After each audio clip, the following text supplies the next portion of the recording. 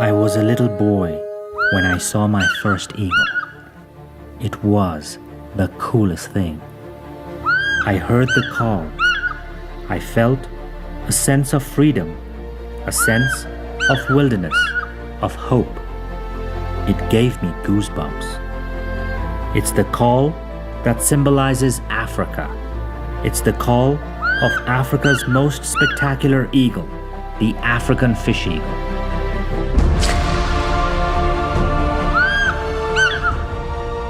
My name is Munir Virani, and I've been studying these eagles for over 20 years at Lake Naivasha, a very special lake in the heart of Kenya's Great Rift Valley, home to one of the world's biggest concentrations of wildlife. Naivasha has grown into one of Kenya's greatest economic miracles, having some of the world's largest flower farms, a geothermal power plant that supplies half of Kenya's electricity, and a rapidly growing human population. But this story is not about the lake.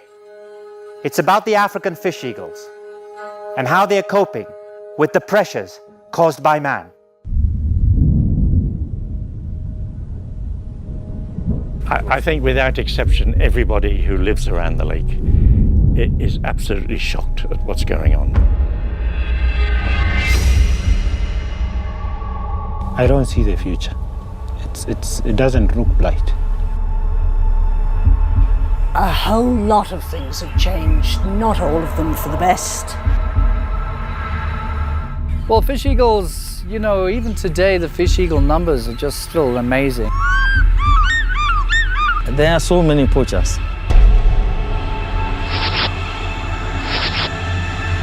When people realize the effects of what they are consuming, then they will seek alternative fish to consume.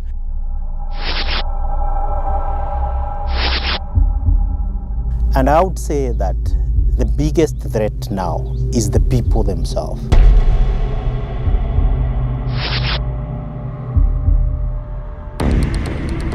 We found DDT as well in all of the samples that were collected and analyzed at Lake Naivasha. All those birds have declined by over 75%. There's many Just problems that that the these acacia poor wood fish eagles have now to largely Impact of silent. lead on animals just and don't human have beings those is These young well crayfish, for documented, instance, and it is said that high levels of those bone defects.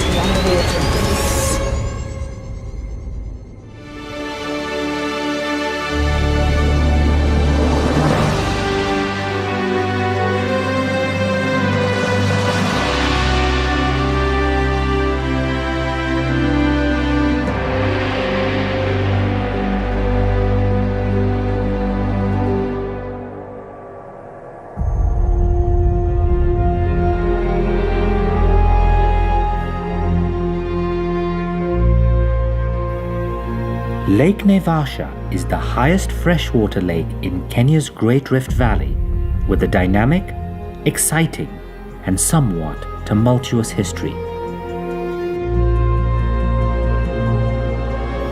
It is recognized as one of the world's top 10 birdwatching sites, having a unique biodiversity that includes the highest concentration of African fish eagles in the world.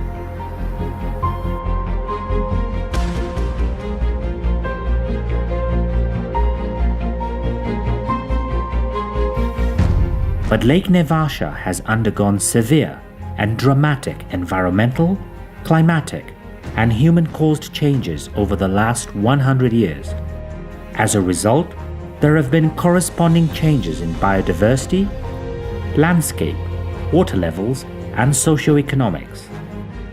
Despite these pressures, Lake Naivasha has an unshakable resilience that enables it to support an incredible wilderness and a thriving economy.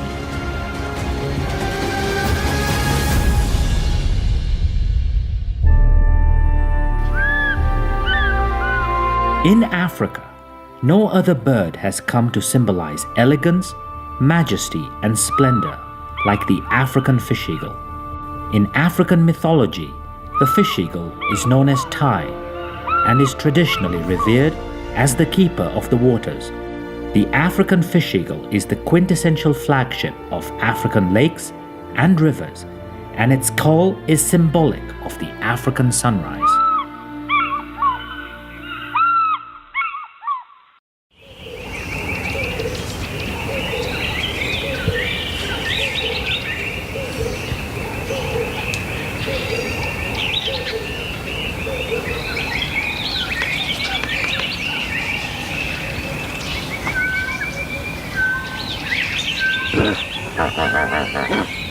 That eagle over there, I call her CF. She's a spirited and determined female. We tagged her in 1997 as part of a banding program to understand why fish eagles were not producing chicks in the mid-1990s. She has been around the block a long time, at least 20 years as an adult. She has seen it all, the good times and the carnage. Last year, she successfully raised 3 chicks and has always raised multiple chicks year after year. There is something really special about her.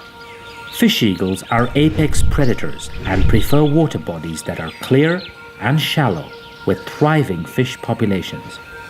They nest mainly on tall trees that overlook the water. At Naivasha, fish eagles breed around May and usually raise 2 chicks that leave the nest after about 4 months. Juveniles are dark and scruffy, and it takes them up to 5 years to get the gorgeous adult plumage. Fish eagles normally hunt in long, shallow dives and prefer snatching fish from the surface. Like all birds of prey, fish eagles are renowned for their excellent eyesight, being able to see forward and sideways at the same time. Yeah, I did this experiment once with a group of students further up the lake, and the boat was a good, almost a kilometre away from the shore, and there were a pair of eagles sitting on a perch, about 30 metres high, and we had a small tilapia, about 3 or 4 inches long, small brown fish, same colour as the lake, and I dropped it out of the boat on the other side of the boat so they couldn't see it. As soon as the boat left the scene, they were off the perch and straight at that fish. So their visual acuity is about 8 to 16 times our own. Fish eagles are capable of seeing fish in the water from several hundred feet above, while soaring, gliding, or in flapping flight. This is quite an extraordinary feat, since most fish are countershaded, meaning they are darker on top and much harder to see from above.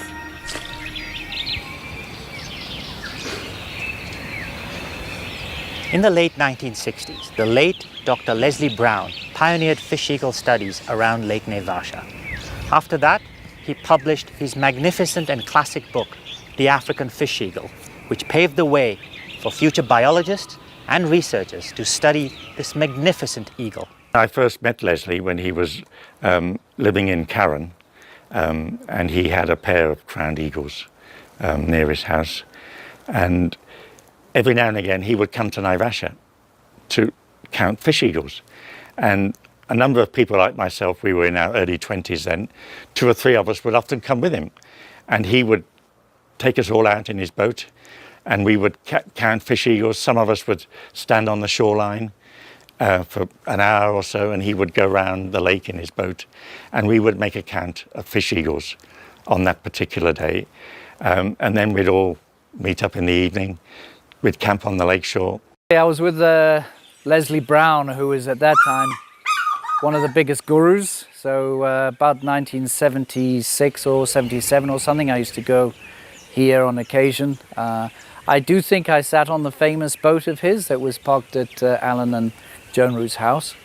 and he would like to go out there and pretty much just sort of drink and watch the sunset go down and look at his eagles, his fish eagles. When Leslie Brown did his studies here, he counted over 250 fish eagles around the lake. He also found that there was a very healthy ratio between adults and young birds, suggesting that these birds were doing fantastic around the lake. Understanding why fish eagles were thriving on Lake Naivasha, we need to go back in time to the end of the 19th century. This lake has had a very long history of water fluctuations.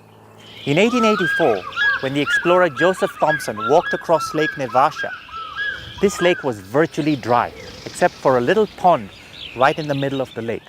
After just 10 years of when this photo was taken, heavy rains caused a lake water level rise of up to 6 meters, which resulted in the lakeshore expanding by 8 kilometers from the center. They put it in historical context, though. There are pictures here, I think, taken in the 1920s, 1930s, where you look out across what was then hardly anything of a lake, and there were no trees. It was an open plain. So obviously the fish eagles weren't as numerous. Historically, rainfall has been the main driver of the fluctuations in the lake's water levels. In 1925, non-native fish species were introduced in the lake to enhance sport fishing. Tilapia were first put in from nearby Athi River to produce food for the American largemouth bass, introduced later at the suggestion of former US President Theodore Roosevelt, who believed that it would help sport fishing here. By 1945, the lake was at its lowest with a level of only 60 centimeters.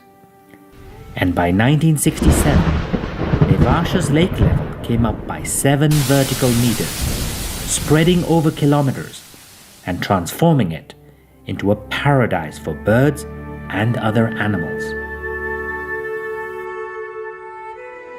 It was quite unbelievable. It was just as Joseph Thomson said in 1883, that lake is a moving mass of water birds. And that's exactly what it was, particularly in the early 60s. It was a moving mass of wildlife. Water lilies, it had the most stunning scenery. Birds by the thousands, ducks by their thousands, herons, egrets, jacanas were just everywhere. And so it was a birdwatcher's paradise. And people who came here just simply couldn't believe it. It was very, very different from what it is now. The water was absolutely clear. If you went fishing, you could watch the fish following your lure in. The lake was slightly bigger than it is today. The water was much clearer. There were thousands of coots that used to be on the lake. Those are some of the memories you have of the early days at Naivasha. This crystal clear water, these immense numbers of birds. What changed? Explosion of human population.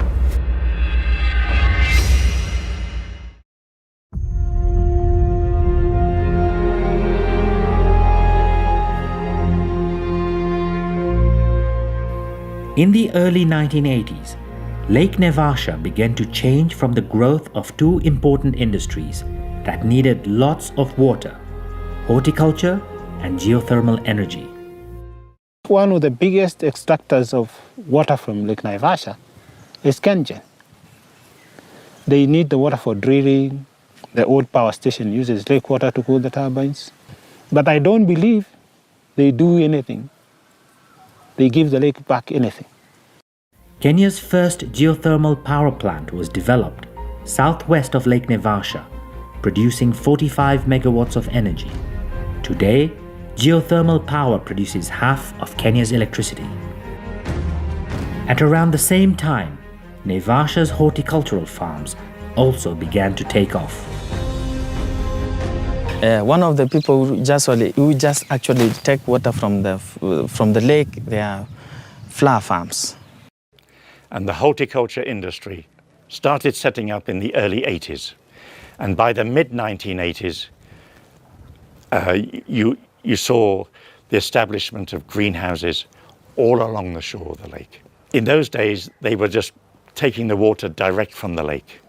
From humble beginnings, Lake Naivasha now supplies 20% of the roses sold in Europe and 70% of the United Kingdom's market, making it a multi-million-dollar industry for Kenya.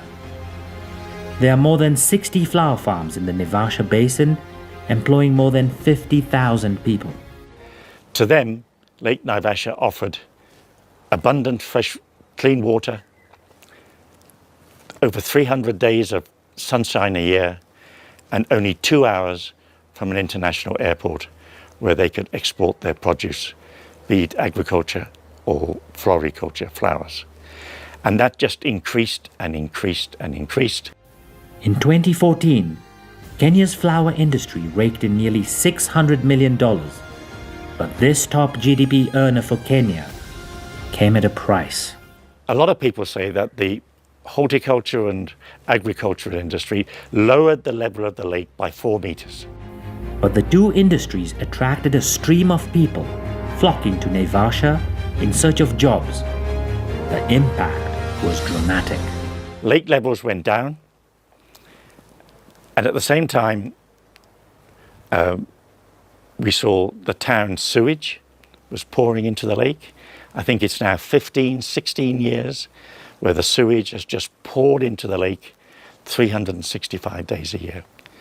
That has totally destroyed the lake. Because of the human population, we have more villages with absolutely no sewage treatment at all. So it's good old-fashioned long drops, and that finds its way into our shallow aquifer that extends a long way back, which finds its way back into our lake. Yes, I agree. They have been having serious challenges in managing the sewage in totality, because you still find some sediments finding their way into the lake. And these effluents provide rich nutrients for algae blooms that deplete the lake of its oxygen, thereby suffocating it. You have this issue always of having pollutants going in the direction where we can have, a red-brown algae, which is quite dangerous for our wildlife species as well as livestock. Some of these algal, blooms can be poisonous. What usually happens when you have a major algal bloom, then you create this anoxic condition in the water.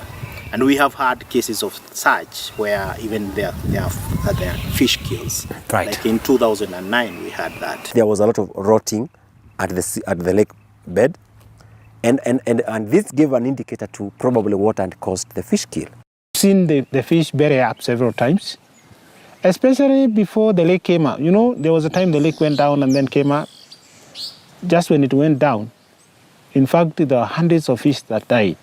As more and more people flocked to Naivasha, more sewage entered the lake and more water was being taken out of it. The pressure on the lake and the fish eagles was building. In 2009, Lake Naivasha was at its lowest level, the lowest it had ever been in 60 years.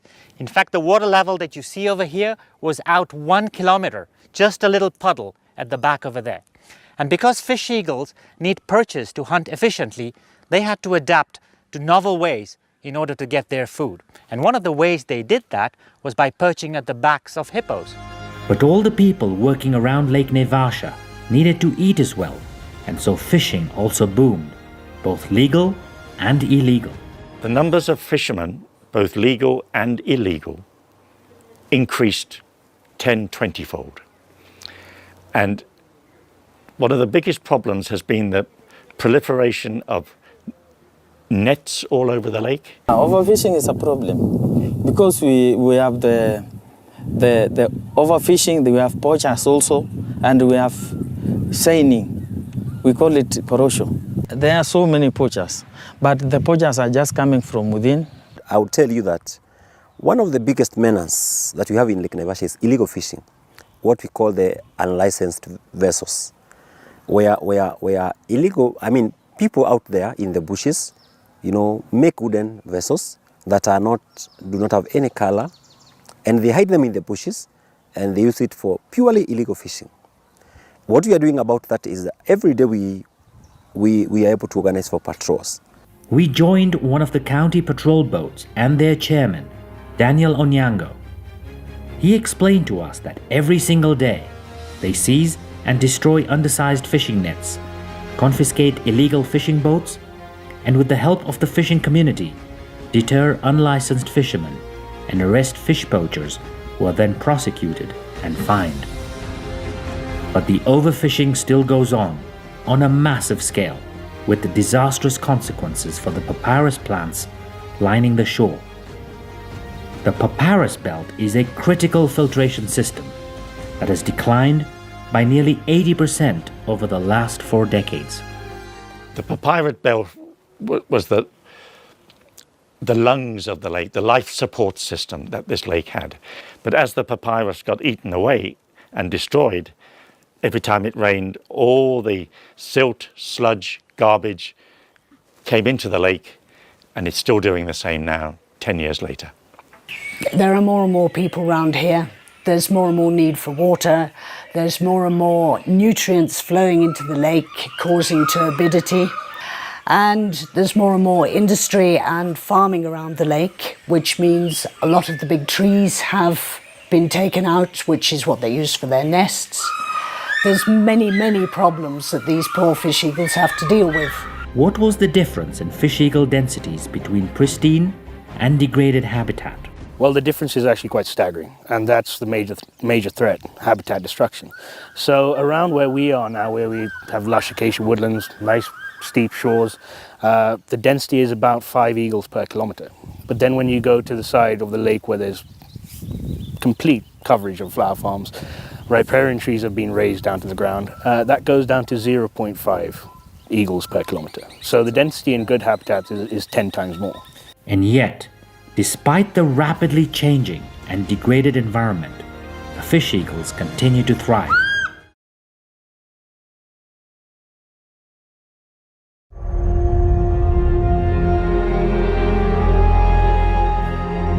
Whilst habitat loss affected fish eagle density, one invasive species had already caused havoc on the lake, and the fish eagles were not spared.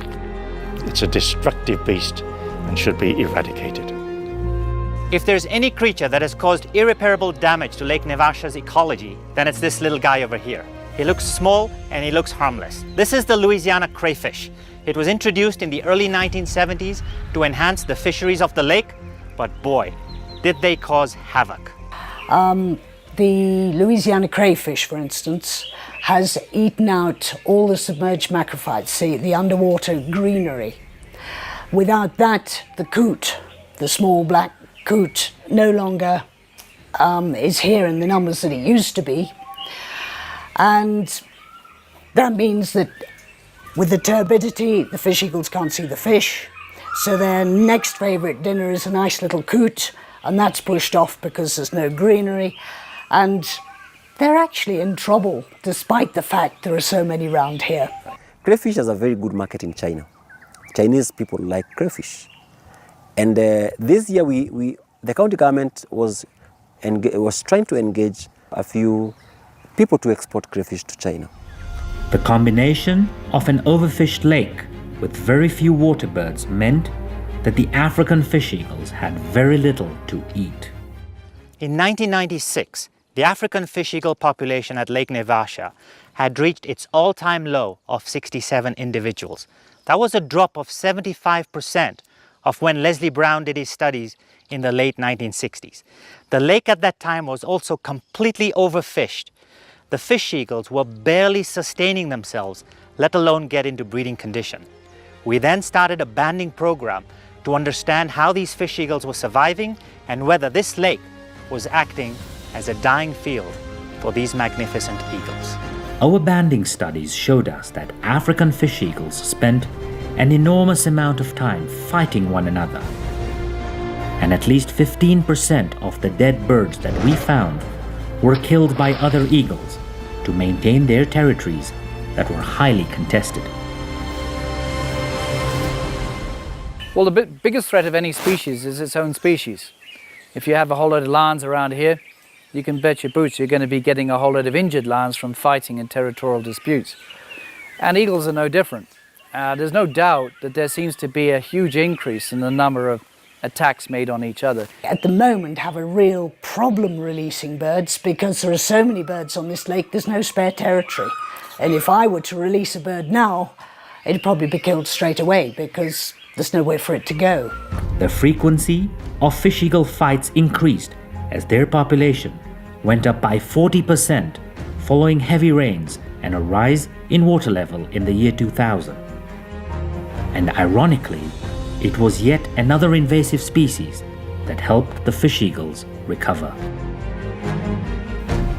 As the lake water level rose, this guy over here, the common carp, found his way accidentally into the lake. For the very first time, Lake Naivasha had a bottom-feeding fish, one that stirs up the sediments, that eats all the submerged plants, and destroys the nests and eats the eggs of other spawning fish. This carp over here caused havoc. He's huge, but the fish eagles love them.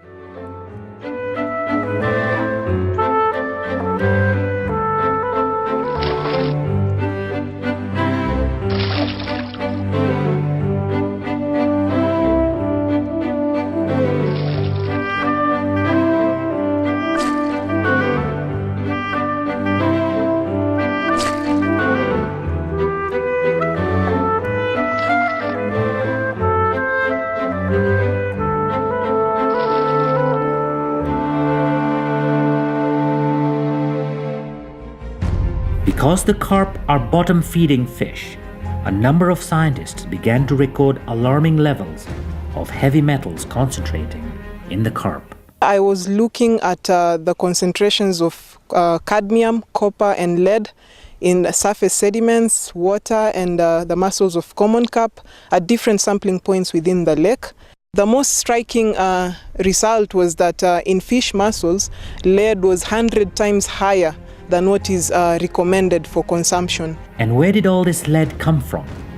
Many years ago in the 1940s, there was a lead mine above Gilgil, quite a flourishing lead mine. And the owners of the lead mine every day flushed everything down the Gilgil River, and that ended up in the lake. So what does high levels of lead in the fish, water and sediments mean for the people living around the lake? It is said that high levels can cause bone defects, they can affect reproduction, and they can also generally be carcinogenic, affect nervous system, etc. These are just some of the effects related to this. So health-wise, this is what the impact will be. In terms of socioeconomics, we know that common carp constitutes over 90% of the fishery in Lake Naivasha. So when people realize the effects of what they are consuming, then they will seek alternative fish to consume. And this will affect the fishermen in terms of earning from their livelihoods from fishing activities within the lake. Heavy metals were not the only industrial pollutant that caused concern. With the flourishing flower industry now well established along the shore, the public wanted to know where the harmful pesticides were ending up in the lake. This one affects our community because they throw some chemicals to the lake. One such pesticide was DDT, which was banned in Kenya in 1986. But pressure mounts for its use for malaria control. DDT causes eggshell thinning in birds of prey, causing eggs to be more brittle, and so fewer chicks survive. Lake Naivasha is, kind of a hub for floriculture and horticulture activities, and so there's been a lot of concern over, how those practices are run and whether they're affecting the lake and the biodiversity around it. The horticultural activity, we don't know what they're putting in the lake. Could be all kinds of pollutants affecting eggshell thickness, etc., development of chicks. Nobody wants to believe it, but I still think it's going on. The larger flower farmers, many of them don't use those type of chemicals, and they are concerned about the lake.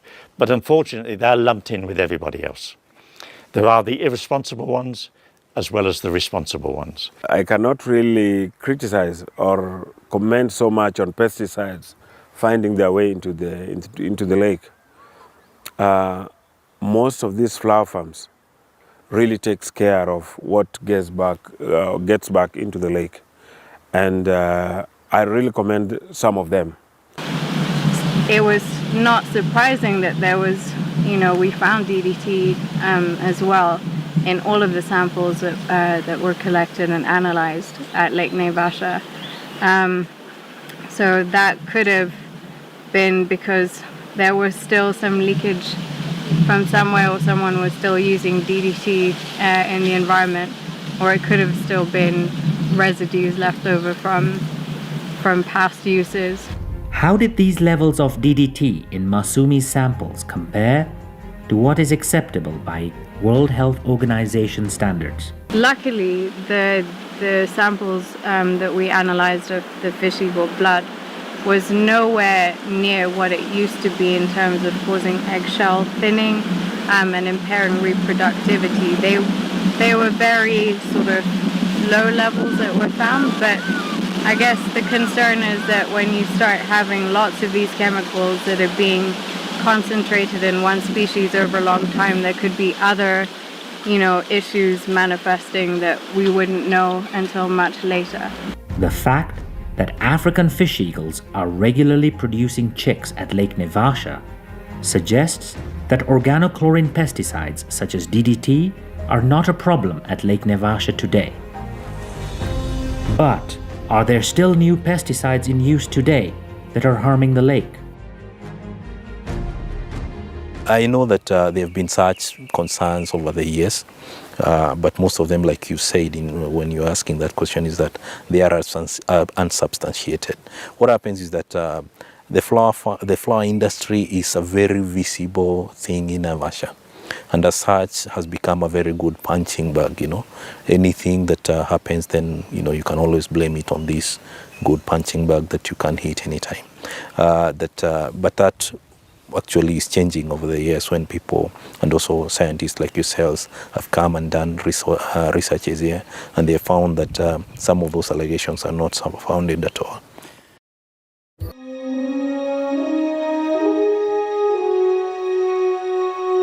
In the year 2010, after the worst drought in 60 years, Naivasha's health was in critical condition. There was public outcry for the Kenyan government to step in. So they launched Project Imarisha, a beacon of hope where everyone for whom the lake mattered got together to ensure the future survival of Lake Naivasha.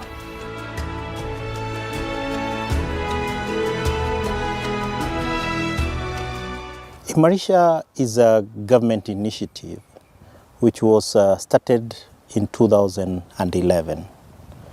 And the purpose of Imarisha Naivasha was to initiate a sustainable development program within the Lake Naivasha basin. Local NGOs helped mobilize the community.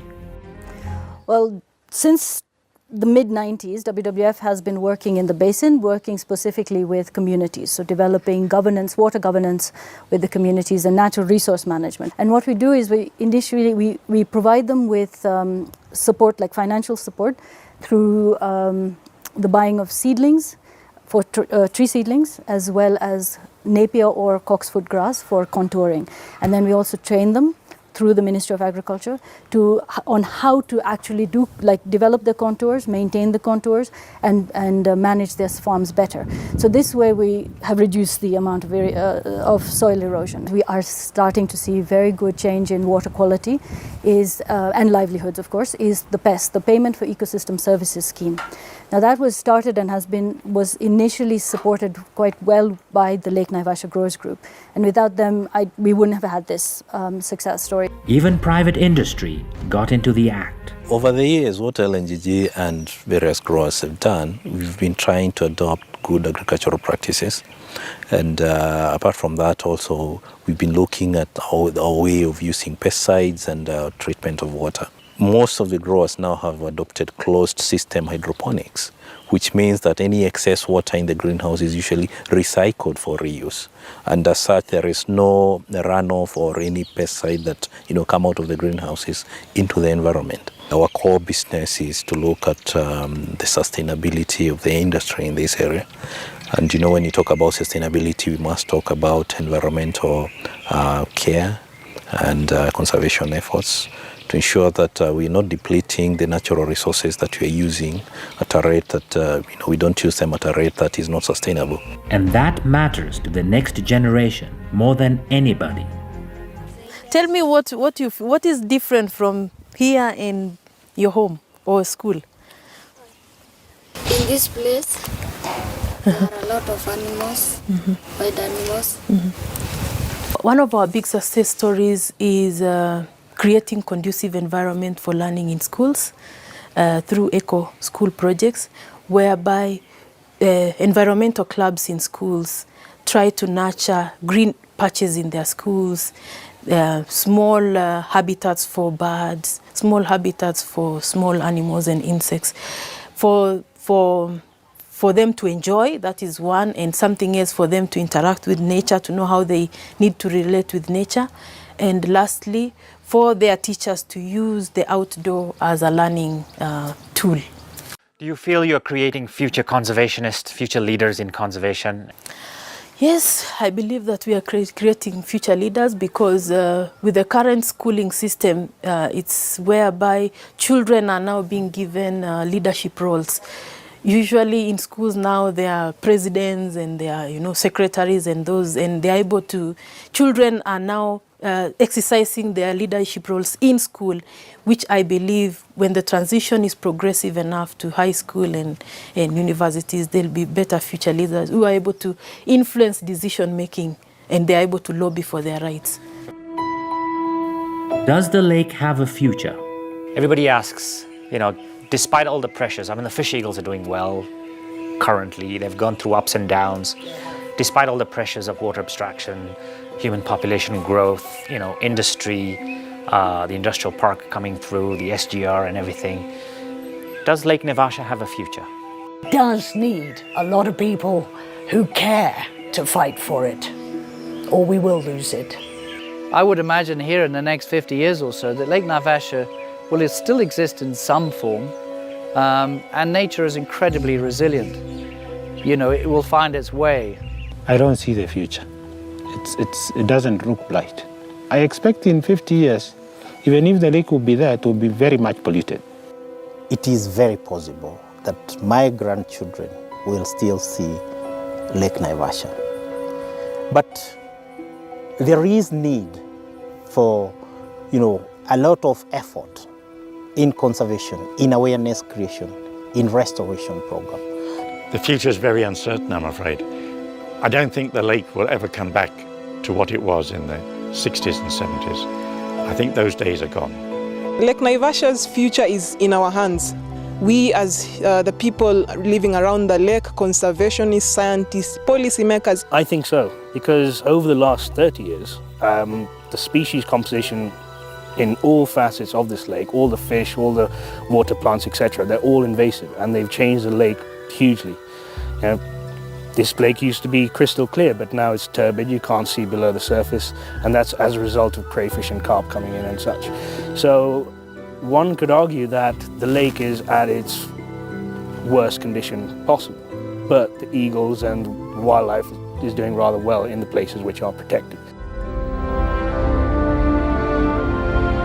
During the making of this film, both lake levels and numbers of carp were up. And in my 20 years of study, I had never seen so many fish eagles as I did in 2016. They obviously had a lot of food to eat and a community that loved them, and that's why they were thriving.